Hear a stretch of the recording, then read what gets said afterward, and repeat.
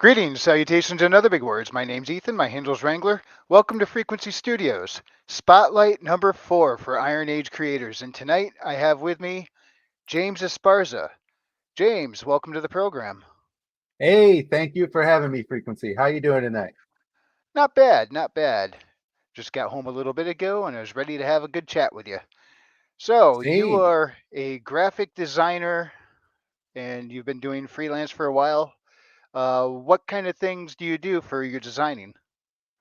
Oh man, I do so much actually. I'm a little neurotic like that. I can never really be honed down to one field, so I just keep on broadening. Like, what can I do here? What can I do here? Because a lot of it kind of really overlaps with itself. So I started off just by doing simple image manipulation, nothing too fancy. Maybe making some simple business cards designs, and then those kind of went towards more of a light animation and video editing. I started getting into video editing young, actually, but then I thought of that as a career much later on, and that's kind of where I am now. It's just like this amalgamation of sound design, video editing, motion design, and image manipulation, and it's just kind of like I cover a lot of audio and video stuff as a whole. Cool.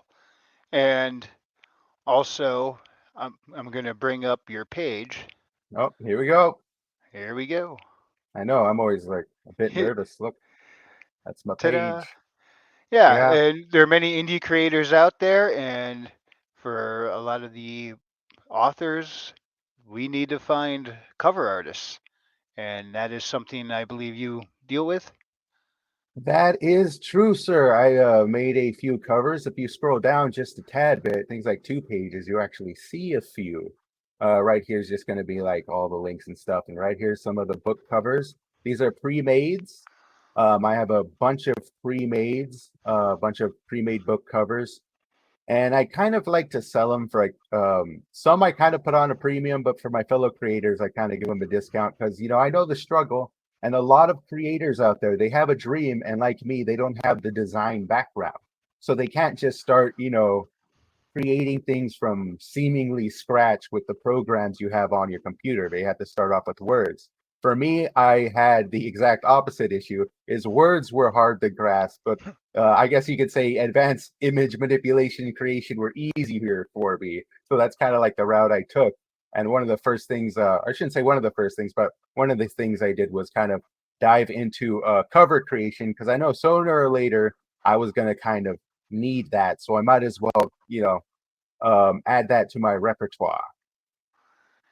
Yeah, and they say a picture is worth 1,000 words. Yeah, that's true, sir. I hope I Yeah, got some nice ones there. you do. Thank you. Let's see. All right, thank you. Um, This is cool, the sci-fi techno book cover. It's kind of eye-catching.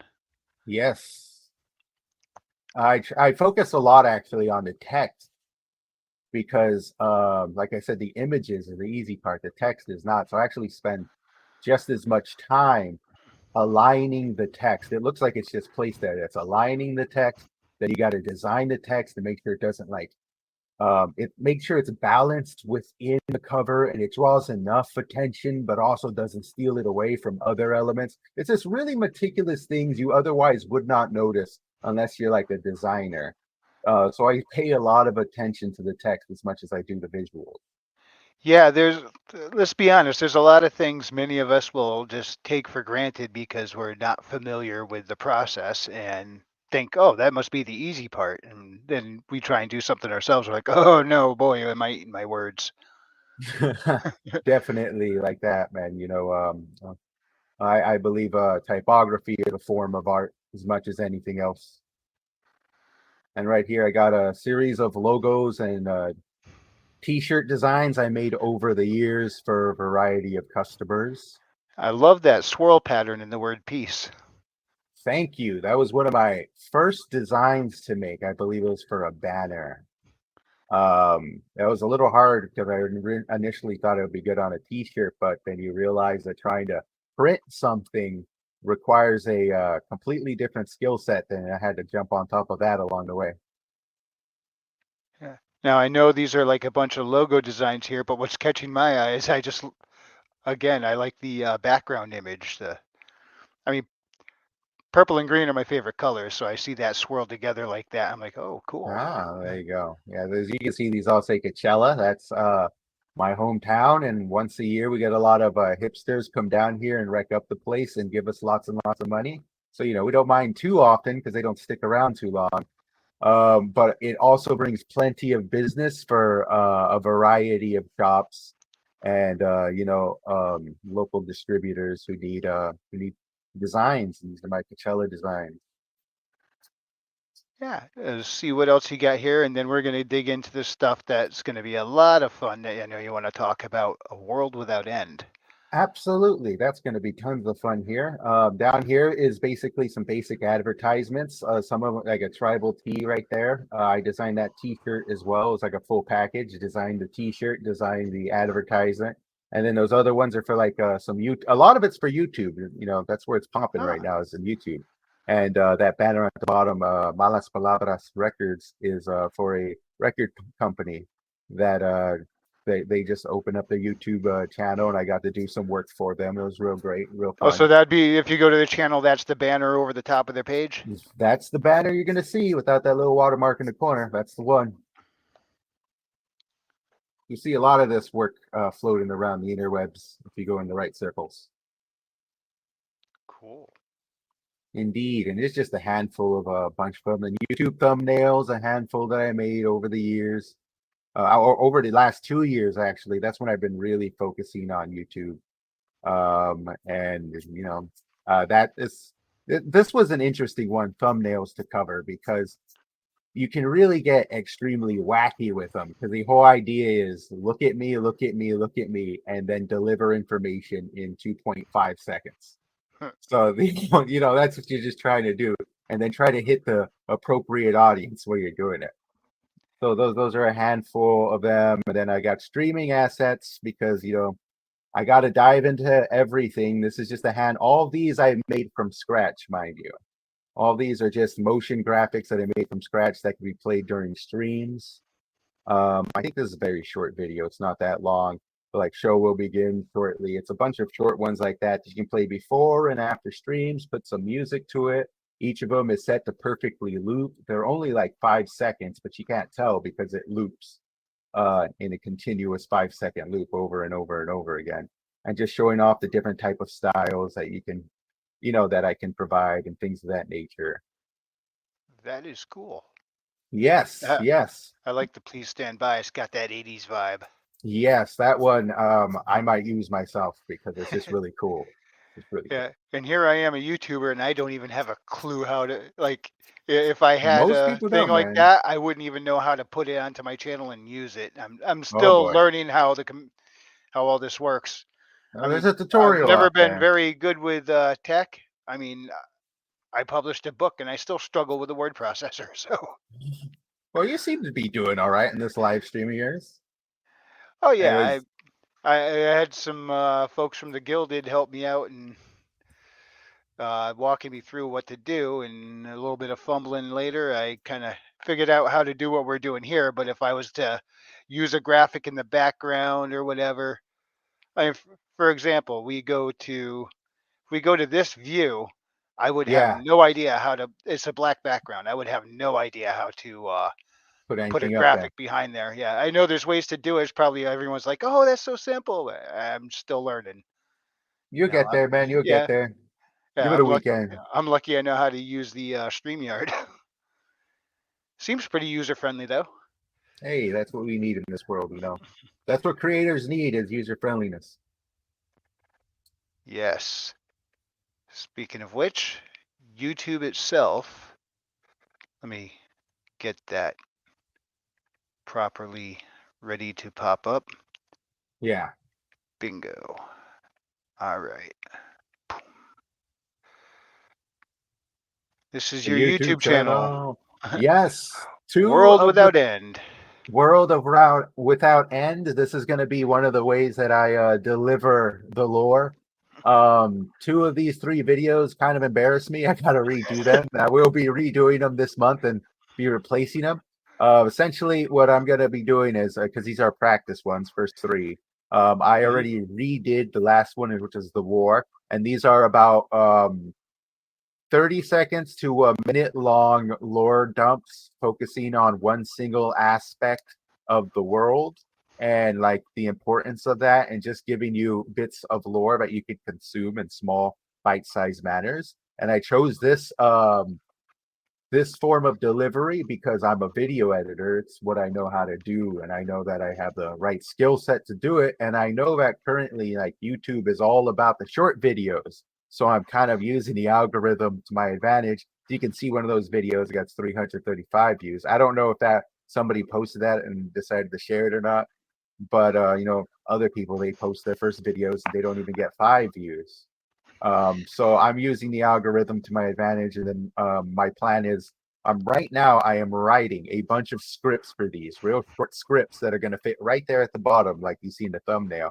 Half of it's picture, half of it is script, and that's actually based off of kind of like a magic card design I kind of stole a little bit, and then I made it primarily from scratch. That's Yeah, primarily made from scratch. I didn't yeah. steal any element, When digital I element. first saw it, I thought you were making a head-to-head card game system. Maybe When I sometime in the first future, I glance. don't know. Yeah, I love cards. I got a bunch of cards around me, but like I'm saying, my form of delivery is going to be YouTube. I'm gonna deliver a lot of these shorts. I'm gonna writing a bunch of scripts because at the start of the new year, I'm gonna start releasing one short a day. I'm gonna spend the next handful of days up to the 15th on my off time writing a bunch of short scripts, which they're not hard to do, thank God. And then I am going to spend basically the next 15 days after that recording and making as many of them as possible, and then just kind of having a nice little bank of them and start releasing them one a day in a particular order that's going to kind of drip feed lore, um, and just start expanding from there, and also draw attention primarily to the website, world without end lore.com. That's going to be kind of like the hub. Is That's the that up main now? thing. That is up now. That's one of the ones I shared with you, I believe. World without end lore.com. I believe I sent it to you in the gilded. Yeah, I'm going to switch the screen share over to that one for a moment. And if you'll notice in the title, I put graphic design and world building, and this is the world building part. This is the fun part for me. I love good world building. Uh, Absolutely. That's what I'm focusing on primarily is world building, and just kind of being extremely meticulous with it. I think we had a conversation in the past that I originally was focusing on, like, coming up with that's the page right there, coming up with a book, but I think that was primarily because I was surrounded by a bunch of to be authors and published authors. Thought, that's the route, and I thought, well, what? well, yeah, Maybe you we might should get stick, bitten by the bug there, but right? Hey, it's like, well, maybe I should stick to a website, and play by my strengths for now, and then make the book more of like something down the road, and make this the primary goal is to build an audience here, so that way when it's time to take the intellectual property and expand it, I have an audience to help me do that. cool. Now let's get into that world. This is you're doing lore dumps for a whole world that you designed and built. How did this start? I can't really tell you. I told you, like, my mind's neurotic, and a part of that is just coming up with random stories that seem to be inspired by random things around me, and like, oh, this could be an interesting story, and that could be an interesting story. And I've always had an issue with writing, but I've always had a knack and love for storytelling.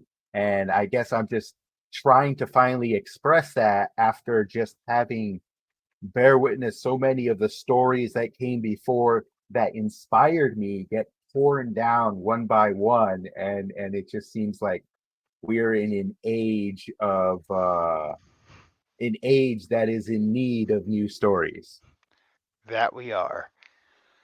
So tell us about this world. What What's it it's about? yes. I think this page right here kind of encapsulate it right there if you want to read that. Sure, A World Without End is a new and fresh fantasy sci fi fictional world full of diverse landscapes and interesting, unique civilizations that strive to exist in a world of both ancient kingdoms and futuristic cities, technological wonders built decades ago, and mystical creations that live and breathe together in this ever evolving world of adventure and terror. I hope that sums up a lot of it right there. Not the more meticulous details, but kind of what you're going to get when you explore this world. So you have a light dark dichotomy going in this world, is that correct? Yes, yes. Definitely light and dark. That is probably the best way I can put it, but it's so much more meticulous than that because in this world, let me go ahead and just start breaking it down. So in this world, essentially what you're looking at is it's not, I think world's not even the appropriate word. In this land, because what this is not a world. It is an endless plane of complete darkness with only one section. I call it like a blot of light that is shined down in this darkness.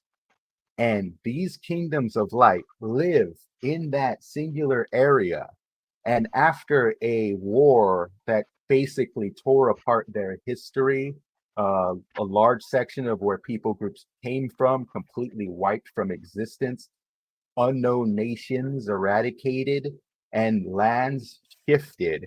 These three nations, this is a perfect picture right here, Dune, Whitlow, and Daughter, they had to rebuild because in the midst of this war, the thing that stopped it was the creatures of darkness that flooded into the light that was once just completely said to be void and empty of light, this darkness.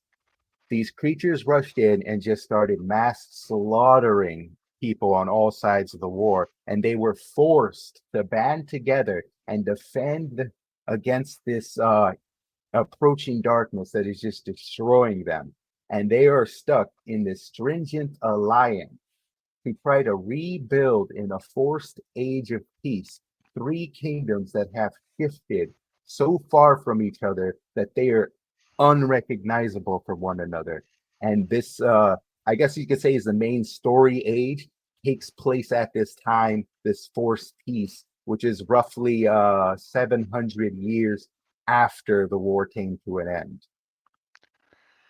Yeah, so let's see. Dune, Masters of Understanding and Knowledge. I take it any magical. You have a magic system, I'm Yes, assuming? sir. So Yes, this would sir. be the most magically adept peoples? That Mm. would be them. Yes, I have a very meticulously built magic system that is probably convoluted to try to describe. To be honest, I'm still trying to appropriately describe it in word, but it is very much the way. Let me try to brief it up. Okay. Their entire civilization is built around this magic system. They don't call it magic, they call it understanding. They're the ancient ones. And they call it understanding because this magic is kind of all around them at all times. Everything is kind of built of it. Everything has an essence of it, and there is a purity of it. And the Dune have the natural capability to unlock the secrets of this understanding and wield it to themselves, almost like a force, the force mixed with mutants from the X-Men, the more magical side of the mutants, I should say, from the Right. X-Men. It's kind of So, like a mixture of those two. so their ability to use this energy that's physiologically based? Some of it is physical, physiologically. My tongue's getting all mixed up. Some of No it is worries. based off that. That's fine. That's fine. Happens all the time to me. It's what I tell people. English isn't my first language. It doesn't matter if I switched over at 3 years old. It wasn't my first language. But but yeah, some of it is based off of that. A lot of it can be based off of manipulating your opponent. But it's like it's so vast and it's so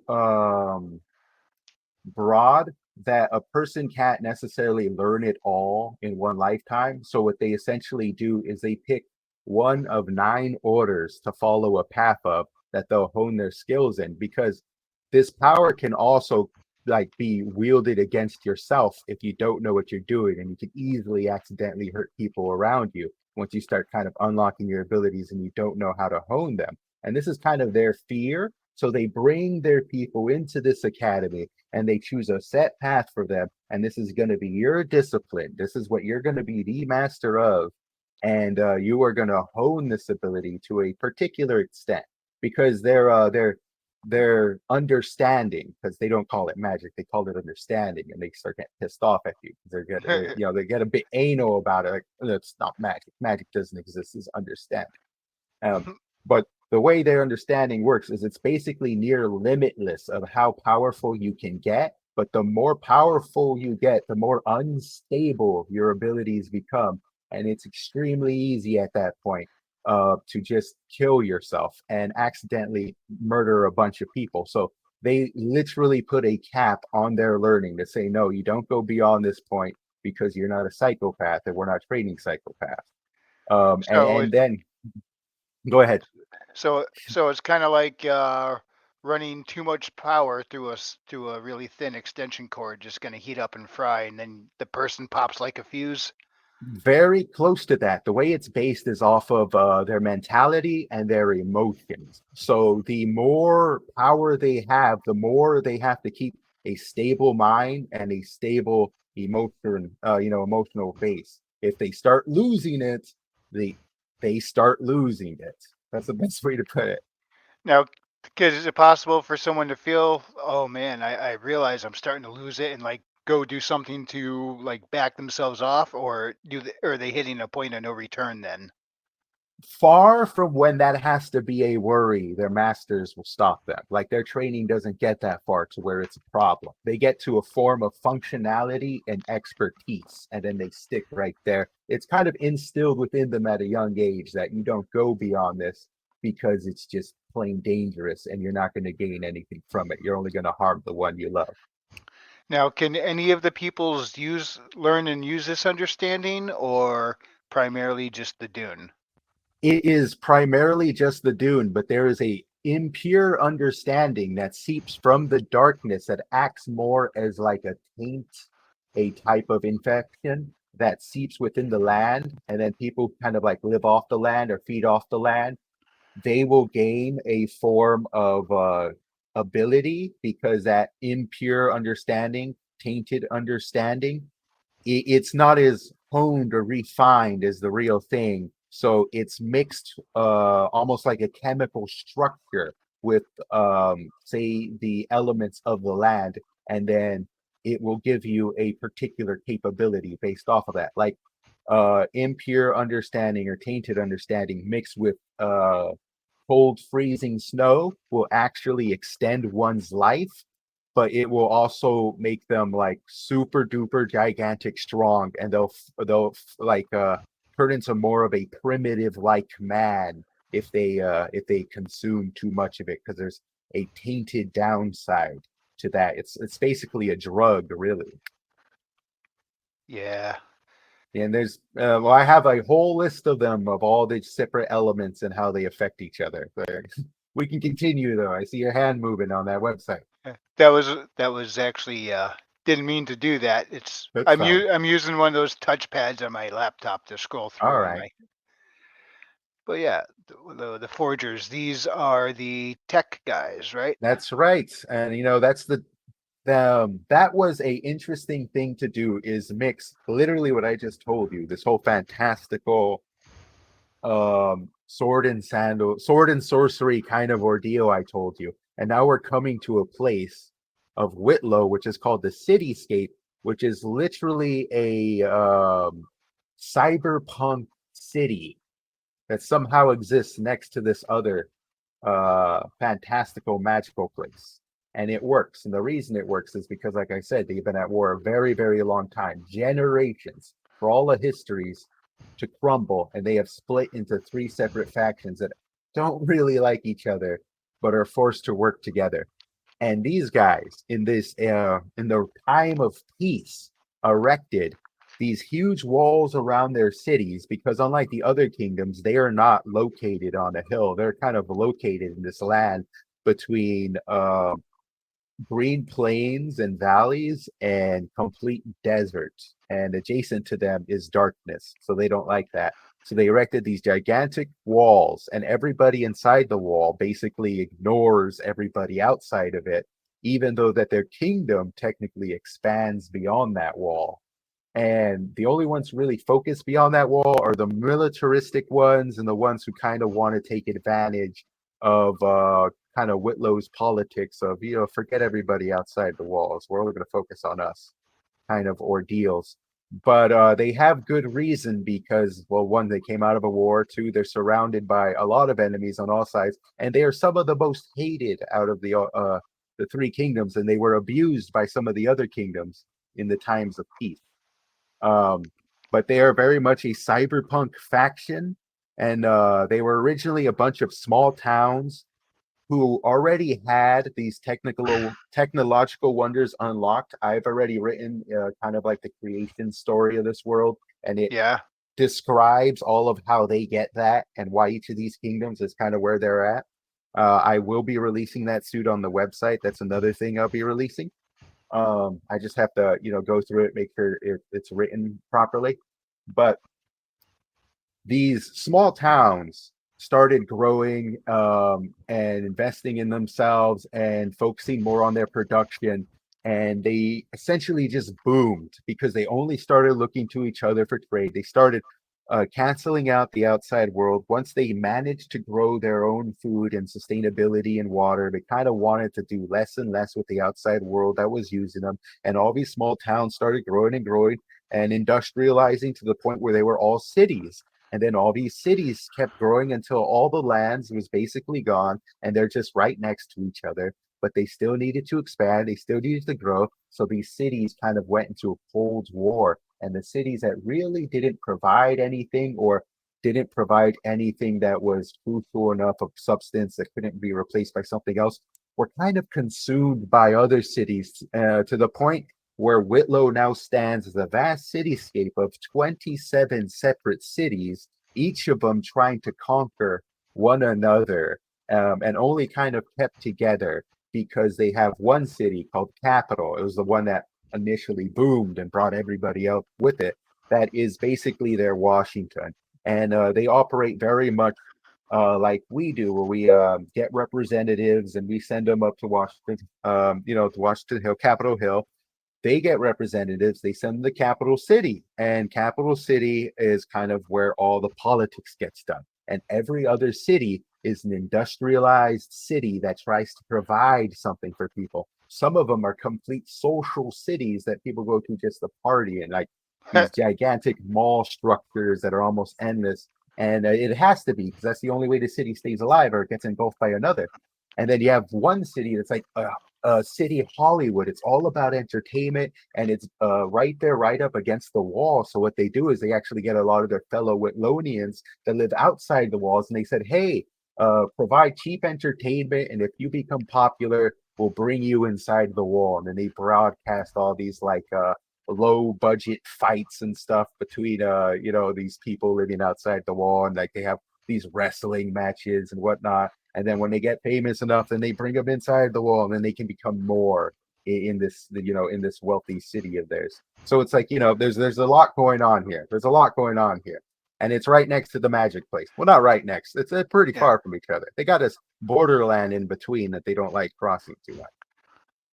Yeah. So pretty much they like to keep all their issues in house, and they'll only deal with the other two civilizations if necessary. Basically, yeah, or at least that's what the internal culture is like. They do Yeah. the people in Capital City, they do like playing a lot of they do like doing a lot of foreign politics Mm. and things of that nature. They just prefer that the people within the city left that to them. Yeah. All right. And now let's check out the daughter, The the data, chosen. the chosen ones. Yes, these guys were very difficult to actually create properly without making them sound too fantastical, even compared to the other two. Um, these guys are basically very much like your classical kingdom. But how does a classical kingdom compare to these the magic users and the technological wonders? Well, long ago, while the tribe of Daughter was small and in a land of warring tribes that were left to their lonesome in a desert, one of their chieftains one day climbed a giant mountain, like a giant volcano. Later on, they would call it Everflow because it never stops flowing off of one end. And when he climbed to the top of that, on top of that volcano was a perched phoenix that would continuously look down and look at the slaughter amongst the tribe. And they were a small tribe. But when he climbed up there and he went before the phoenix boldly, and the phoenix looked at him and was impressed by this tribesman's bravery and looked into his heart and could see that he had a pure heart who only wanted to protect his people in this land of savagery he was in. So the phoenix busted a deal with the man. He said, I am going to give you a blessing, and this blessing will empower you and all your people to withstand flame and be extremely hardy. Basically, like a bunch of Captain Americas running around who can withstand fire. They And could be with that, very useful. extremely. And with that, they conquered all the tribes and they began the expansion of their kingdom with that power. And eventually, it led them to war, like all three kingdoms. And as it did, they created their feudal system. The chieftain who was blessed, initially blessed, was given the largest portion of the blessing, and his bloodline was considered the official royal bloodline. And what would happen is essentially he would take a wife, and him and his wife would be blessed with the phoenix, and their bloodline would be the bloodline of the phoenix. And any children they give birth to would be a birth of the phoenix, meaning that the woman would literally burn and then there will be a child there if it's a male. If it's a female, it's a natural birth. And the reason is that only a male can officially sit on the throne. But as their line has continued, it has been generations since a male has actually sit on the throne, and it's ruled currently by their lineage of queens. And there's a lot of internal warfare. I should say internal warfare, internal struggle amongst succession, because you have the queen and then the queen's sister who's afraid that her three nieces who are up for the line are going to steal it from her if anything were to happen to the queen, that is. And all this stuff's kind of coming about because all these three kingdoms, you know, for the last 700 years, they've been building up their structures, their defenses. They've been holding off against the dark, and once again, they're starting to look inward towards their issues. So a lot of strife is happening between these three kingdoms, and these guys, they are masters of trade. Early on, while the other kingdoms were busy defending, they were already masters of warfare far beyond their peers because of their natural brutality. And while others had to worry about machinery, others had to worry about keeping themselves of kind of balanced at heart so they could use their special gifts. These guys said, we are good with the sword, we are good with the shield, we have our fire, and we have our tactics. So we are going to focus 3/4 of our empire towards defense and 1/4 towards exportation of goods. Well, everybody else is worried about that. These guys are going to start exporting and start selling to the needed parties. And over time, that exportation grew. They started creating a lot of trade guilds, and then they just kind of became the trade masters of the realm. And then as people became reliant on their trade, they used that to their advantage, politically speaking. Because out of all three kingdoms, theirs is actually, they have the largest land, but they're one of the smallest kingdoms with one of the most vicious armies. And they're extremely what should I say, energetic for some form of conflict or another. In fact, the way that Boisterous. they're, yes, there you go. So they love the idea of getting into political drama and things of that nature, and going out there and making a name for yourself, and then making the queen proud, making your bloodline and your lineage proud. Because like the way it kind of works with them is there's the official people who are the daughter, and they live inside the castle. And because they can withstand fire and they're pompous, they decided to put their castle on top of this flowing volcano. And so it's on top of there, and everything So inside. these folks are lava proof as well, I'm assuming. Extremely, basically. And everything that they use and fashion and make inside the castle is made from the stone that can withstand that. So most of the stuff and leisurely things is outside the castle. Those within it focus primarily on their simple way of life of preparing for battle, training, becoming the best, working with fellow houses, because they of course they're gonna have separate houses inside, and doing the best they can to rise amongst the ranks, and hopefully their sons and daughters will be generals and royal generals, and they'll command legions in the future because that's what they want. They want their kin to be high-ranking military leaders because for them, no matter what, you're in the military the moment you're born. If your daughter, you serve, but you're not. The hell if my son is gonna be some lowly spearman, you know? He's gonna be a general. He's gonna lead men into combat. So that's kind of the prestige they get by making their way up this structure of houses. And also because they consider themselves the best, if you fall below like the lowest class house, you're kind of in threat of your house just getting kicked out of the castle and your name just written off from the history books. It's like, yeah, then he fell off at this era, and that's it. That's all we heard of this guy. That's like a possibility. It's not only your house may die off, but you just might not be prestigious enough to live within the castle. Then you got to go out and live amongst the common folk, and you're not allowed to wear that knightly armor. That's for people who live within the castle and things of that nature. Yeah, so prestige is a big deal to these folks. Absolutely, extremely militaristic. They love the fight. They love. I think the only thing they love about being the one thing they love more than fighting is being the most clever bastards in the room. The strategy is like the top notch thing for them. They're expert strategists. All right, now these three kingdoms of people, are they all the same species or are they different? They're all human. They're all human based, but there are a variety of species throughout this world without end.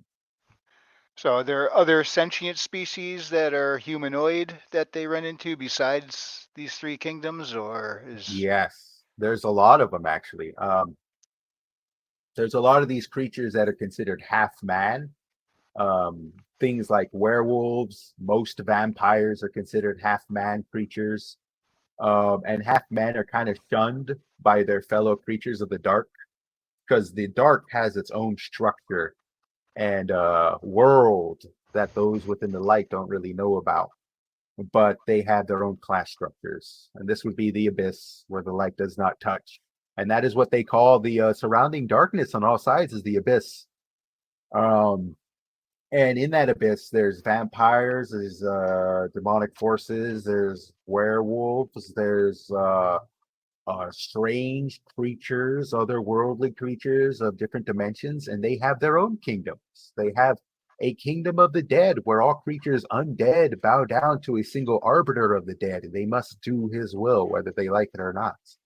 There's one kingdom of a corrupted king, and the way that the the the abyss works is it's this very strange, chaotic place of connected realms that are tethered together. And the further you go into the abyss, the more you leave physics and what you know behind, and the more and the strange the places around you start to become, and more nightmarish, and the strange creatures you find. And each one of these lands is ruled by its own dark lord of some kind, or some strange creature that rules over hidden beasts in the darkness. Like there's a handful of different type of vampire lords, and each of them has their own delegated land. And some of them, don't like that land. They want other areas, and they have their internal conflicts of what they're trying to do while still trying to worry about the light. Or other ones are so far from the light that they don't care what happens in the light. They're just worried that everybody else around them so focused on the light that they're just trying to forget about all these dark schemes that have to do with me and my tribe and my people. We're just trying to do our thing over here. So it's its own world opposite of the light. And like you said, it's a focus on light and darkness, good and evil, and it very much is that. But the way I shift it is the good and evil aspects do not come from where these creatures are from, but from the very being and their motivations and what they achieve. You know, those things that make an individual good or evil. There are good vampires in this world that have never seen the light. There are evil creatures of the light that slay vampires in the dozens. They exist on both sides, and that's kind of what this world.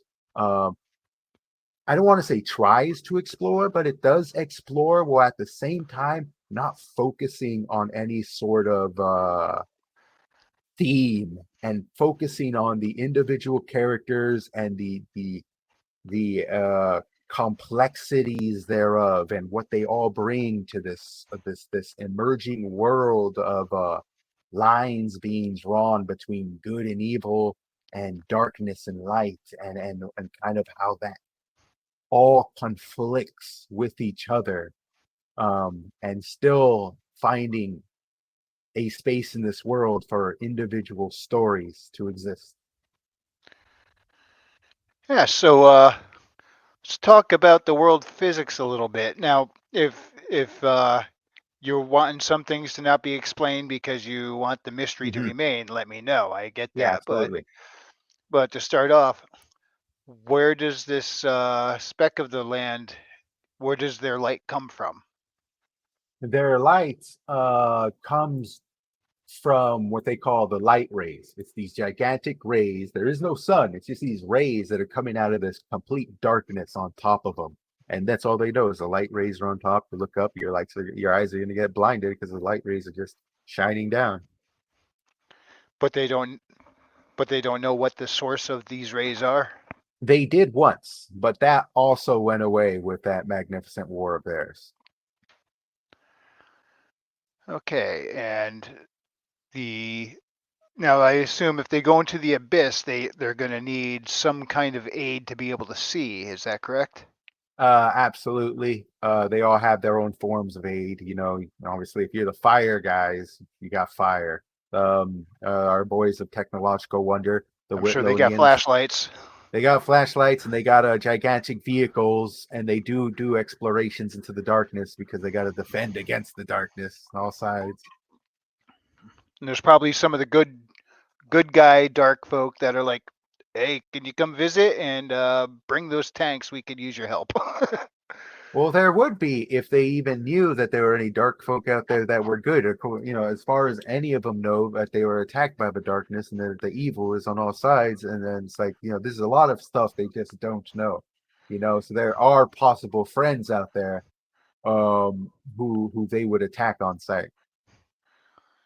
Gotcha. So that could be part of the storytelling then, where they start to meet some, wow, there's good guys out here. Well, we didn't know that, and that could make things very interesting. Absolutely. You know, I did another portion of this while I was building this world is also for people to come in here and possibly tell their own stories. May they be legends of the world or possible rumors of the forgotten past that has been wiped away from history. You know, I want people to also be able to dive in here and tell their own stories. It may not be 100% lore accurate, but if it's a rumor of the past, it doesn't have to be, you know? And I also want them to be able to explore characters that may be from dark places, but have more righteous motivations. And that does bring me to what I was going to ask. What are your plans for this world? Yeah. Um, my plans for this world right now are just to house my stories. Well, I guess it started off with having a place to house my stories, and then it kind of transformed into just place I can share with other people. And it's kind of up in the air right now. I'm just building this website. I'm building this world. I'm being very meticulous. I want to kind of put it in people's hands, and I want to find a way to eventually be able to produce a number of different types of multimedia productions and get them out in people's hands. I'd love there to be one day a like world without end book series or maybe even some sort of like cartoon series. I think the one that seems the most tangible right now would probably be something closer to like a world without end pen and paper RPG rule book. Yeah, And I I was going to ask you that too. I was like, this seems ripe for the picking when it comes to making an RPG if you developed your own system. Yes, and that's what I'm gonna do. That's why I'm being extremely meticulous about the world because I'm headed down that route, and I think that would be the best place to start. And then build an audience from there. Maybe get a Kickstarter going sometime in the future when when I think the time is right. And there's a lot of different avenues we can take from there. Cool. Now, so this world without end is not part of a universe, but kind of is the whole entirety of the universe itself. Yes, sir. This is it. This is all of it. And I'm updating it constantly, at least once a week. And I'm constantly writing stuff on the back end. And I got a whole bunch of stuff. This is the maps and regions section. Here we have the official World Without End map of the lands of light. Although there should be darkness covering a lot of those areas and a lot of snow in some spots. But that's a rudimentary map right there. Okay, so there is a winter section, or do they have seasons, or are lands pretty much if they're warm, they stay warm, if they're cold, they stay cold? Basically that second one. Some are warm, some are cold. It depends where you find yourself, and you're just stuck in that season. That's why there's one right there at the top left-hand corner, the Twilight Mountains. It's completely stuck in twilight, and it's just perpetual a frost, just stuck in winter up there in the Twilight Mountains. Now, how do the folks from Doder handle the cold? They handle the cold decently, primarily because they live on a boiling volcano, so they don't really deal with it too much. And right in front of them is primarily because of that volcano and a lot of the underground magma activity and stuff. That area they live in is it's very much hot. It's actually quite hot. Yeah, but if somebody from Doder goes to a cold area, is their tolerance to cold pretty much the same as anybody else, or do they have a Yeah, little? very like they're gonna be very uncomfortable. They'll be very uncomfortable, very much as someone from the Twilight Mountains actually leaves and goes elsewhere, they're gonna be sweating, you know? They're just Yeah. used, they live their lives in these particular environments. And then some other areas, like the Kingdom of Dune down there, is actually stuck in a perpetual spring. And like I said, they're very secluded, and they like keeping to themselves a lot. Um, Usually economically speaking they keep to themselves and they grow a lot of food and they surplus because they could pretty much grow year round. That Yeah. their whole shtick is, economically we focus on ourselves, but we will have trade partners. We will send people out to go on like to aid others because they know that their understanding is powerful and it's useful and it can help people across the lands. So they very much go to the other kingdoms when they're called for aid, and they also export a lot of goods to a lot of the surrounding places. They're very much like just out there to help their fellow man. They're a hippie like that. Okay. Now, most of what we see is the entire lit up world. Beyond that is Yeah. where is all abyss. Do you have things mapped out for regions of the abyss, or not I yet? I don't yet. I know I have a few regions actually written down here. This is a very large desert area. There are 14 tribes that live in this desert. They do not like each other. They do not like um, outsiders, and this is a giant buffer zone between Dodder and Whitlow, and they kind of just leave it there. Those lines at the bottom of the map and those little towers are actually that gigantic wall that I told you about that Dodder has. I mean, not Okay. Dodder, Whitlow has around its kingdom. That's it. They call it the monster because on one side it provides complete shade, and that's where the city is. And on the other side, it's strategically built to reflect the hot rays back at whoever might be looking at it. So they call it as the monster because it's reflecting all these hot rays outward because they don't want anybody coming in. And then these tribesmen on this outside, they basically live a life of raiding one another, and they ride on motorcycles through the desert. Each of a tribe has its own preferred weaponry, its preferred style of combat, and its preferred style of motorcycle and dune buggies. ride through the desert. They used to have various forms of larger vehicles, but the smaller ones were just easier to upkeep. And they just had more of them, so they kind of just eventually stuck to motorcycles. I'm actually getting some custom art done of some of the tribesmen and what they should look like on their motorcycles and stuff. Oh, cool. Now, do they procure their own fuel, or there's some of them that are friendly with, say, Whitlow and get fuel from them and There's a trade? few that are. There's a few more of the technological ones, the ones that are closer to the wall. Those guys actually do trade with Whitlow. They're giving more like scrap technology that they build things from. And in turn, they themselves are a buffer for their fellow tribespeople to keep away from the wall. That's their trade-off. Like, this is our land. We'll survive by the scraps they give us and by that which we can take by the desert could offer. um, and screw everyone else. And there are a few others that do trade with some of the other factions out there. Like they escort them across deserts and things like that for the sake of just resource. Yeah, so it's kind of like a constant precarious balance. It's like we need some trade, but we want to bury the hatchet in each other's heads. So it's like A lot of that, a lot of that, they gotta and sit there, bite their tongue, and just I want to call you all sorts of dirty names, but I need what you have, so I'll just be nice to you trade off. while we trade. There's a lot of that. It's like there's more prejudice towards them than the other way around because after generations they come to accept it. Like these are just outsiders that need stuff from them and vice versa. And the outsiders kind of like, oh, these are the strange ones from the deserts. This is the weird desert Yeah, people on them go vroom vroom on the motorcycles. yeah. So these guys are living that Mad Max kind of lifestyle. Very much Mad Max inspired with a bit of a fantastical twist on it. There's two areas here that are interesting. In the center, you'll see there's some trees in these mountains.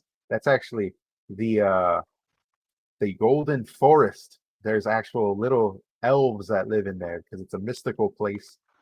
There's actually a gigantic broken weapon that's seeping out a tainted understanding that's rising to the top. That's making these strange trees where they look like regular trees. They look like dead white bark that's growing outward, and their leaves are gold. So it's called the Golden Forest. And one tribe lives in the center of that Golden Forest, and they take this wood that's imbued with this tainted understanding, and they actually make um, sniper rifles out of it because they're extremely great craftsmen, or I should say, weaponsmiths. That's kind of like a trade often found throughout this desert is basically vehicle repair and weaponsmiths. That's what you got out there because those are the two things you need alongside food and water. You need your vehicle and you need your weapon. But their weapons are so well made with and imbued with this mystical, tainted understanding that it's so dang accurate. It's actually hard to miss with. But they do not allow anybody to get their hands on their weapons. And if they did, their weapons are made in a particular form where there is no trigger system. It's actually a strange, complex mechanism of bolt pulling and string pulling. You pull a string and you pull a bolt. And no two rifles are the same because the craftsman who makes the rifle purposely makes this complex system on the rifle to shoot it. So that way, if it falls into the hands of somebody who's not of their tribe, it's completely useless. You're not going to know how to use it. It's a puzzle to even shoot the thing. So that's how they protect their technology. That's how they protect that thing they have. And inside that forest as well are not only these crazy sniper people, but they live alongside these small little fairy creatures that are also made from the bark. And these fairy creatures are essentially created by this strange otherworldly being that's called the King of the Golden Forest. He has no name. That's all they call him, the King of the Golden Forest. And he just walks around and humming songs. And he has like this strange crown that's kind of made from the leaves and long flowing hair. We're wearing a silk white like gown and he's just walking around all hippie or singing along. And as he walks by, he can lift up these pieces of fallen bark and he breathes into them and he kind of brings them to life. And then he kind of just wondrously lives alongside these small elfish creatures he makes that are almost like little pixie creatures. But they're very peaceful. They don't like strangers. They run and hide. But if you are get violent, they will swarm you and try to. They won't try. They probably will kill you because they will attack you like 4 or 5 dozen at a time because they're basically everywhere. Yeah. So you said he when he goes around he hums and he sings. Does he use Yeah. harmonics as a form of manifestation He does not. He does not, but it does help him kind of with how his should I say? focus? It helps him with his focus. It helps him kind of almost build up the energy within him and release it a little bit. And it's when he kind of picks something up and he kind of blows out some of that energy onto it and then it'll come to life. I was thinking about that using a form of vibration. I might actually entertain that thought. Yeah, I did for the elves in my world. They don't chant; they sing when they cast a spell, and thus they're utilizing the harmonics for manifestation, which is Hmm. why my mind went to that when you said he hums and sings and then he creates. So I'm like, oh, Hmm. we have similar patterns of thought here. Yeah. And then I usually do multiple pages for each of these. The Twilight Mountains, kind of explored those a little bit. I'm like, we're gonna be here all day to go page to page because I got to talk about each of these pages clearly for a very long time. This entire place has a ridiculous history. There are crazy creatures that live in there. They're literal pirates that rule this area. They're Now I see the pirates. Jolly Rogers on the map. Exactly, exactly. And that's basically where they hide. They live inside the mountain, that big tall one, and they have a hidden fortress, a hidden kingdom. And like daughter, this in their lands, but they kind of leave it off to the pirates to have because it's a buffer zone from the darkness. It deals with a lot of like intruders who try to come and go through their lands. And they don't, they never leave their mountains, so they're not really that much of a threat. But if you do go to that mountain, you better have something to trade. You better you better make yourself scarce. They don't like outsiders. They will kill you. They will raid you. They'll steal all your stuff and they'll leave you for dead. And they'll pop out of the snow left and right around you because they got hidden passages just built up all in there. Now I see the Beast's Way and what looks very similar to bear prints. Would that be a bear-like creature? Speaking of. Yes, that is actually they call it the omen of death. I believe I got a page on it somewhere down there. But the omen of death is essentially this gigantic undead bear thing that just kind of roams around that area, this area they call the gates, and they use them Would as this cuddly creature be it? that's him. That's him right there. He was one of the Scratch first him under the creatures I chin. He created. likes that. Yes, and the thing about him is that you can he is very much a mystical creature because he has been killed many times before, but he always comes back. He gets back up. You can bury him. You can do a dozen different things.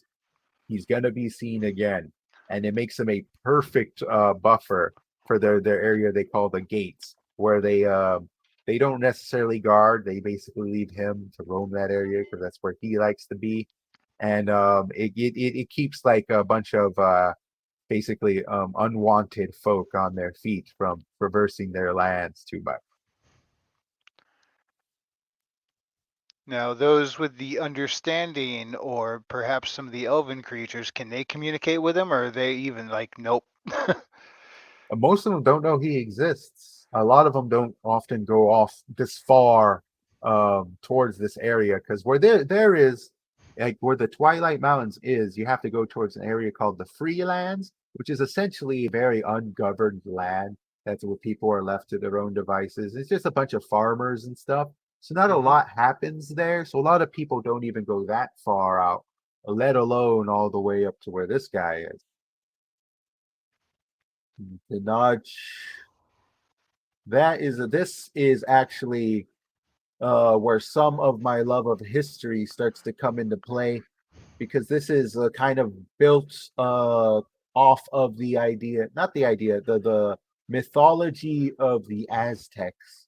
This is almost Oh, like cool. island Aztec mixed with it's almost like a strange island where a lot of otherworldly stuff happens. A lot of otherworldly stuff happens in these lands, obviously.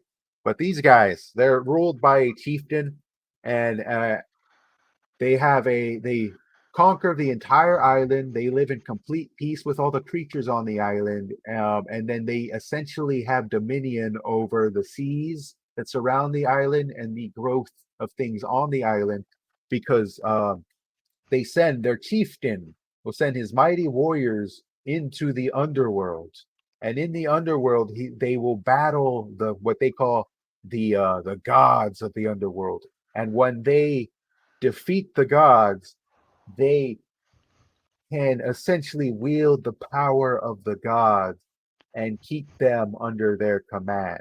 And those gods are actually mentioned in the creation story. They're actually some very powerful creatures of the abyss who were defeated in a great battle and kind of thrusted and forced deep into the ocean. And that's where they remain. And it is these people who have tapped into that power to kind of utilize it for their own. So kind of the whole Zibalba thing going on. Yep, that's actually where I got it from. He knows the story. This is so And cool. yes, I worked quite a long time on those. There's an image here. I actually got this. This is a commissioned piece of the chieftain. He's riding his gigantic bison, which is actually based off of a prehistoric bison that used to live in the Mexican region. And that is the head of I believe it's a dactyl, which is a quetzalcoatl that he has killed and now wears at the top of his head as his crown. So does that mean he can now control the wind? He actually controls pretty much like everything around the island. He wields the power of the winds, the earth, of everything around there. Anything he wields it like full authority over the elements of the island and creatures of the island too. And there's a lot of prehistoric creatures on there too. The place of mist. This is actually one of the areas. There's no map here because it's not mapped. This is where demons come from. This is a place deep into the abyss. And essentially, what they are in this realm is they are a form of extra dimensional creature. And here, this is where they're shifted and brought into this dimension. And then they're kind of, how should I say it? They are commanded to go and menace the light in a variety of ways.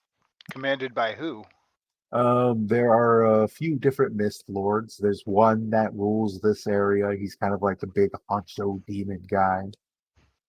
I have a photo of him, but I don't have him up on the website yet. He's one of the ones I have to put up soon. There's a lot. There's a lot I have to do. I have to do a lot of editing as well because there's already a lot on this singular page of the website. I mean, Yeah. look, you're only halfway down, Yeah. bro. And as you said, this is a work in progress. This is And a there's work so in much progress. potential here too. This is incredible. Thank you. And most of what I'm telling you is off the top of my head too, so I hope I'm doing an all right job. I've got no complaints. Notable And this is characters. yes, this is Commander Cole of the Dark Legion. The Dark Legion is pretty much a penal legion mixed with some unwanted soldiers who are put in a very dangerous spot to actually defend, but that's where you put your unwanteds.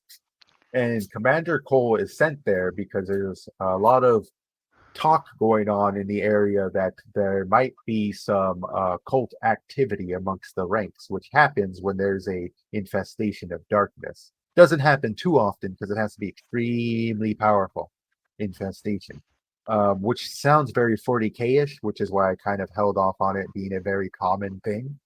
I didn't want it to be like, oh yeah, let's write off a 40k. It kind of is, but not the most original idea. You know, it was there before 40k did it, I promise you. But it's kind of rare.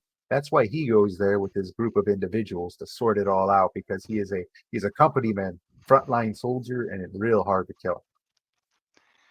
Yeah. Well, what's really neat is there's inspiration that I've seen you've taken from multiple areas, but the way you make it all fit together, and you seem to have a very solid rule system for how everything works, Mhm. which is good because that's what'll prevent you from painting yourself into a corner.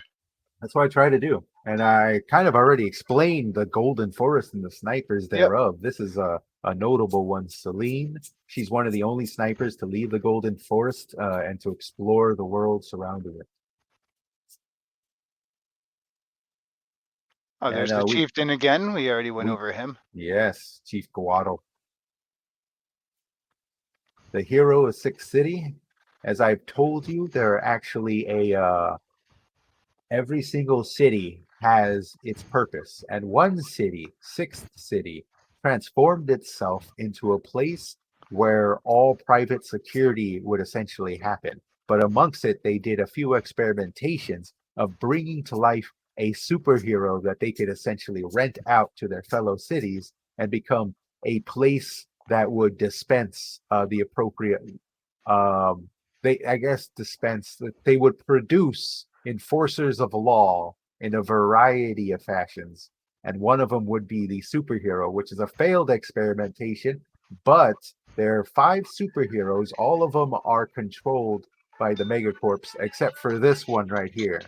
He is the only free superhero that goes about doing whatever he wants. And at night, he is 09 because he was originally a failed experiment of a hero that basically got his leash off and lives his own life during the day. Is a convenience store manager in Whitlow City where he just puts up with people all day and gets no damn respect and is forced to wear a freaking pink apron. And by night, he is 09, the most feared crime fighter of them all, who dispenses justice where no corporation dares to go. Cool.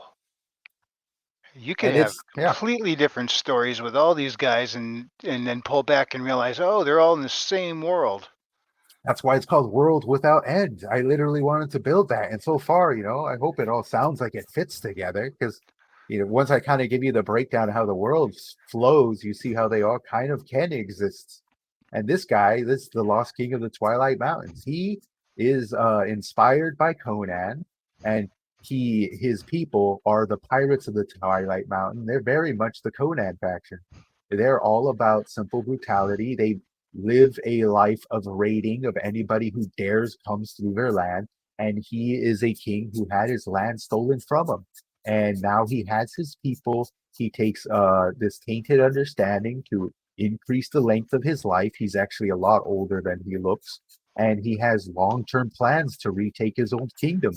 And he kind of strategically allows the other kingdoms to believe that he's just some pirate lord that's minding his own business up there. Just leave me alone. Little do they know he's actually building up quite a significant force. He's got a lot of people in that mountain, and he's got long term plans. Cool. Yeah, Whitlow's finest Merc Quinn. This guy I actually really like. He was invented in, believe it or not, I did RP in one RP session in World Without End, and this is where Quinn came from. Quinn is a simple mercenary, but he's really like because the way this works, I told you, there's a bunch of private security firms, and all these private security firms much more powerful than simple police.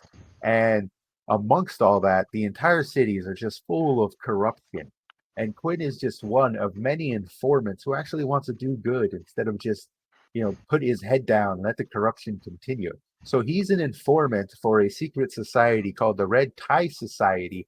And the way it works is corruption is so blatant and just everywhere and out in the open and in every form and way of life, that the Red Tie Society are more so the non-corruptibles who have to keep their heads down so they don't end up getting their heads chopped off.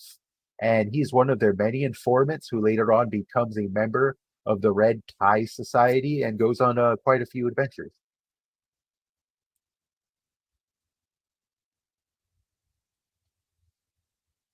Ah, you there? You live? I kill you with lore. I'm not actually hearing you right now if you're speaking. I don't know if that's Oh, my. okay. Yep, I had the button pushed. My bad. Oh boy. I Oh had boy. myself muted.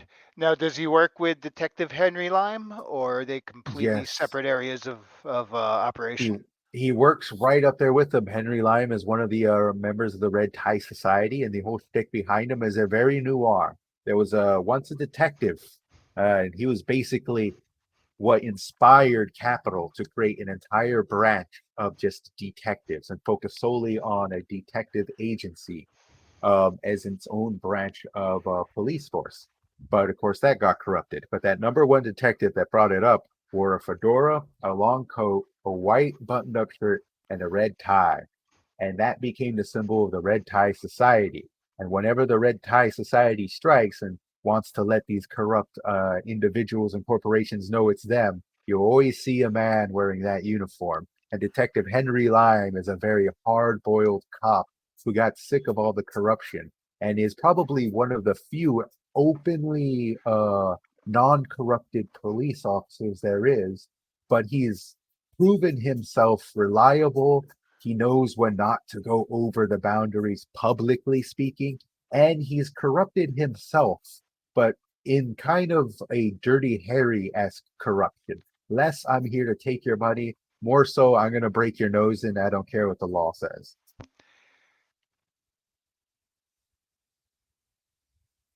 The father of roosters. Hey, look, we're finally getting close to the bottom. Finally, the How old long have blind you been Rutger. working on this, by the way? The This is a website, lot of or detail. The whole concept. oh, that's just like This must be years in the making. it has been, but that's how my mind works. I told you it's very sporadic, and some of these characters came to mind in an instant and just popped into existence in my head. And it's like the world builds itself sometimes. And that's where this guy came from. Father of Brewster's old blind Rutger. He was once an old warrior. Um, and he was a dang good one, but age eventually caught up with him. I was telling you about the freelance, how people just leave it alone and it's kind of Yeah. left to itself. He used to police that freelance and he would help people in need from the various types of shenanigans that go on down there. A lot of people would end up dying, a lot of bad. It's just no one's policing the area. So he went out there to help shape up the place and make the roads clear for travel. And he very much did so for years and years until age caught up with him. And when it did, he realized that no one's going to take over. And one day he ended up finding an orphan named Fernando. Should be actually right underneath him. But Fernando ended up becoming his first student. And he essentially taught this young orphan everything he knew because he was going blind and he needed an arm. And then they would work together to start clearing out the roads. He would play the role of the old blind man. And when they weren't looking, Fernando would come and strike with the precision of his sword. He was a real young boy, too, when he first started. And then along the way, because it's a very common thing for somebody to be orphaned in these lands or for whole families just to be wiped out. So they would essentially gather up all the orphans who didn't have a home, who would essentially nowhere to go and were destined for death, and said, "Hey, I'll train you, and teach you the way of the sword." And then over time, they built up this almost like police force. It's like they're considered a mercenary force, but it's a police force of young kids and now like older kids too, because they've been at it for a little while, who just police the lands in a dozen. This is the first rooster, Fernando the First. And the reason they call themselves the Roosters is because Rutger used the analogy of a rooster, saying that it does not matter how large your opponent is. When a rooster sees that its flock is threatened, that a hen's threatened, it will charge them, and that's Yes, it how they will. operate. That's Oh how yeah. they operate. They will charge you no matter how big you are, but they will charge you when they doesn't. They know the strength of numbers, and they also a lot of them know the use of deception. So they do have a lot of deceiving tactics. They use a lot of hit and run tactics, and they will use a lot of scare tactics too. Like they'll surround an enemy and then they'll have like a few bigger kids jump out with shields and get their attention, and then maybe they'll kill one or two of them with a bow from the side, and then once they start running in a direction, other boys and they will start throwing like roosters, and they'll all start throwing like roosters, well, kind of cornering in their prey in the center, and then so they'll kind of like use a lot of scare tactics. Yeah, It's their that could be very livelihood. disorienting and overwhelming. Exactly, and that's what they do. That's shock and all, because they are decently trained, but they are trained by an old blind man for a season until they do get a assassin, that an exiled assassin that ends up joining their ranks. I think she's actually one down. Oh no, she might be two. We'll talk about her right now. The exiled assassin is named Marcy. There she is, and she becomes the mother of the roosters once the elder Rutger passes, and she ends up training them in the ways of the assassin to further increase their deadliness. And then the roosters start becoming this actual force to like fear, and they end up actually clearing out their section of the freelance and becoming just the official police force of that area. This is notable characters of the Abyss. One character we missed was actually one of the if you go up to right here, I'll keep this one quick. This is Princess Catalina. She is one of the daughters born into the bloodline of the Phoenix. Hmm. She is the eldest daughter. She is a general. She is very powerful, but she has a very kind heart. And even though she loves the role of being this royal general and leading her men into battle, she yearns for a simpler life. She sees the life of the farmer and the peasant and the merchant, and she's so curious what life would be like if she was just allowed to be something other than this princess. I would imagine that's probably not too uncommon for those in some kind of royal lineage. Like, I Hmm. would love to leave all this pomp and circumstance behind me and just be a person. Exactly. But and Yes. then they meet people who would like, I would love to be a ruler, and they're like, what? Yeah, yeah. It all depends on your current lot in life. Yeah. And these notable creatures of the abyss. This is where we start to explore a lot of kind of like the differences in them. Like this is actually the vampire clan of Strigoi and Verdalac. This is actually based off of real vampire myths we have in our legend, that I mixed and matched and brought their actual names into it and created a clan for each of them. And after this war of vampire clans, there was only a handful left, and one of them is actually the Verdalac clan, which kind of forced the Strigoi clan to bow down before them. And there's a link down there to the entire family. You don't have to click on it because it'll just add another half hour to this. But I kind of condensed the entire family into this one page. That link, for anybody who's watching, you click on it, you'll be taken to every member of the family so far and have more history unfolded Yeah. before you. In fact, after this, I'm going to have to update the description with to include worldwithoutendlore.com, because currently the only link I have in there Yeah. is to your graphic design page. Okay, yeah, it's worldwithoutendlore.com. Pretty simple. King of the Cold Plains. This guy is actually a vampire lord. He's another vampire lord. He is an original vampire lord that's built off of more of the much more disturbing vampire legends. And he is kind of the only real vampire in this cold plains. The rest of the creatures there are more so created from his blood, and he kind of taints the surrounding ice, and it forms this vampiric creature from his blood that bows down and does his will. I noticed Yeah, this. yeah, This it's one of is them. that him in the background, or That's him. That's one of them. Yes. Yes, they literally just get frozen in there, and then they're just like centuries. no coffin needed? No coffin needed. The ice is their coffin. It's a cold plains. It's just darkness. Okay, we already Protector of the covered gates. Mr. Bear. Yes, we did. The omen of the dead. That is yeah, omen of death. Mother Queen, also known as the Silent One. He is a spider-esque creature, not really a spider, but like a morphed up, strange, Ar- fantastical mix between a Arachnid in crab. nature. Yes, very arachnid in nature, and she actually goes in this place called the Borderlands, where a lot of travelers go between, and she'll silently wait and sometimes stalk them, and then she'll strike.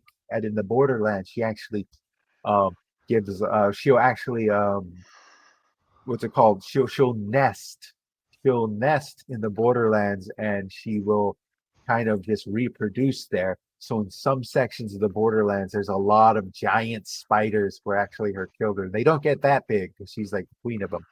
But they get a roughly the size of a man. So a lot of towns in the borderlands have a lot of defenses and walls in them, but they're also very technological too, because a lot of those borderlands are Whitlonians, like Whitlonian people are there, and they have access to technology and things of that nature. Not as advanced as their kin within the walls, though. Must get interesting when very different not just cultures, but uh, ways of life, the technological versus this, when they start to pick up Hmm. each other's knowledge just from their close proximity, and you start to see Yeah. the techie magical people, Hmm. or vice versa. Yes, there's a lot of that in the Borderlands where it's a mix of culture. This is the Arbiter of the Undead. He was actually once a warrior in that great war, a champion, but he fell and became a zombie. But there is actual ranks within the undead, and he worked So his way up them. so Go he's ahead. sentient still. He's sentient. He sent. There are sentient zombies in this world, and it's not just any zombie plague, but it's a type of zombie plague that was created through the tinkering of how do I put it? Technology mixed with dark powers that created this half man, like it's like a half man, quarter zombie, quarter mechanical creature. Which is why you see these like mechanical So bits he's on kind of him. like a cybernetic undead. Yes, very much. Think like Geiger with a bit more metal. And that's kind of what you're dealing with there. But he's very much, his plans are essentially he wants to become human again, and he's going to use the undead to find a way to reattain his humanity. So it's not all about destruction. This guy, on the other hand, he's all about destruction. He's the master of mist, the one who creates the demonic forces, the corrupted king, the master of mist. He creates these demonic forces and sends them into the light because he has a extreme vengeful hatred of the light. He was once a king of one of its fallen kingdoms that has succumbed to darkness and corruption, and now lives deep in the abyss and only seeks to wreak havoc and vengeance upon those that have forgotten him. Yeah. By the way, I just clicked over the other screen for a minute and realized we had a couple people in the chat earlier, Yeah, and I never called it out. Trippy Soul, Patrick Teague. I'm sorry, guys. I didn't realize you were there. I was kind of off this screen for way too long. yeah. I'm still learning how to balance all this, but uh, good to see them there. Hmm. The arm of the king. So that king I just saw you. Hmm. Showed you. This is was basically one of his best friends and loyal confidants who had fallen and died in combat. And he tried this is one of his first creations, tried to bring back to life, but instead he brought back this dark, twisted form of him that tries to pretend to be this noble knight, but it's really just a very vicious and angry and just maniacal creature that wants to hurt things on behalf of the king he serves.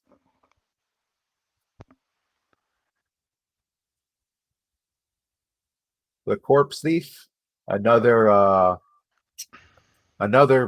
creature, very powerful creature, is in the army of the undead, bows down to the arbiter of the dead. She does his will, but she is very much a dark creature where she's almost like what I'd call a zombie factory. She goes out into battlefields where men are dead and she'll go out there and take limbs from them and just bring them back into her little place that she hides in, and she'll just start creating zombies from all these different sorts of limbs. And she'll also Franken zombies. yes, and she'll actually, because she likes her beauty, if she comes across a female in the battlefield, she'll take off her head and replace it with hers if she likes it. I like your face better. Swap. It's basically. I think that's it. We covered it. This is the more coming soon because there's always more coming soon. World Without End. And it Uh, seems like it could expand without end. This is really, really cool. I yeah, can't wait to see where you take all this. thank you. Thank you so much. Yeah, like one of the things I want to do is get a newsletter going so that way I can send updates because clearly this is a lot. I do have an updates page. If you actually scroll down to the table of contents, So, it's just like 2 pages down, I think.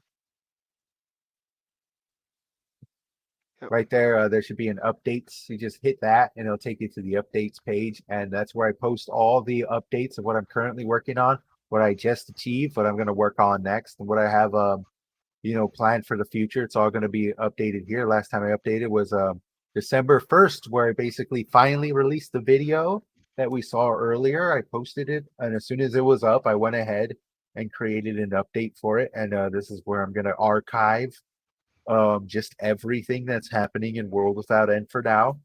And this is where anybody who wants to catch any updates can see them. They're all going to be here. nice. Yes, All right. Boom. There it just is. finished my tea. It got cold on me too. All right. I think this is probably a good point to wrap it up. This is really neat stuff. Anything you want to end this off with? Anywhere else you want to direct people to check out? Oh, I just say probably join us on the Gilded if you have any questions. If you want, I'm always there. You're always there. Then catch us both there. And just reach out. Keep your eye on the website and the updates page. I want to create a newsletter. And right now, just subscribe to the YouTube channel because I will be posting video updates there too, and just broadening out everything I'm doing more and more Starting and with the new more. year, right? Starting with the new year, yes, yes, it's all preparation right now. That stuff's going to start with the new year. All right. All right. James, thanks so much for coming on. This was an absolute blast. Well, thank I, you for having me. It's been great. We've been talking for an hour and a half here, and I've never yeah. actually gotten to just spew this much about my work. And I appreciate you sitting there and listening. Hey, well, we're definitely going to have to do this again sometime, especially when you start getting more updates. I want to have you back on to fill us in on what's going on. Absolutely, man. Definitely. I do post them in the Gilded when I do update them, but just keep your eye out. You'll see them. Absolutely. All right, everybody. If you enjoyed this broadcast, hit the like button. And if you didn't, I do appreciate you dropping by. See you next time, and God bless.